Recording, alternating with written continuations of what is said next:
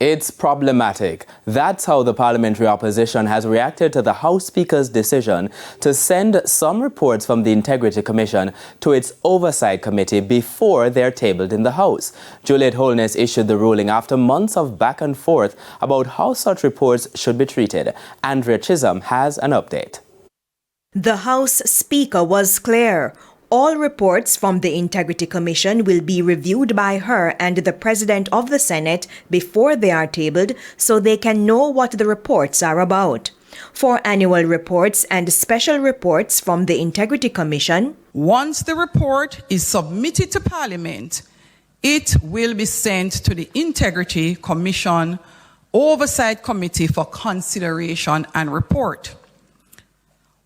Once the committee has completed its deliberation, both the reports of the committee and the relevant report from the Integrity Commission will be tabled thereafter. The idea of reports coming to Parliament and not being tabled immediately so that they become a matter of public record and public discussion is problematic for me. For the opposition leader, the House Speaker is on the wrong track, and it raises questions about transparency and accountability.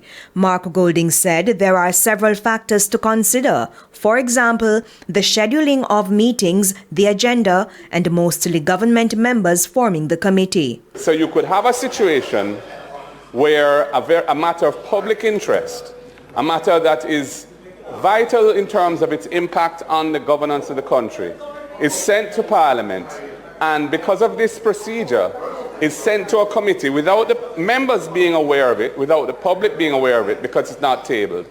And then the time frame for that committee to hear that matter is up to that committee to determine. I think that's a very unsatisfactory way of proceeding. Legal and Constitutional Affairs Minister Marlene Malahoo Fort supported the Speaker's decision, arguing that the standing orders are clear. The Integrity Commission Oversight Committee shall have the duty of convening and considering a report submitted to Parliament under Section 36 of the Integrity Commission Act.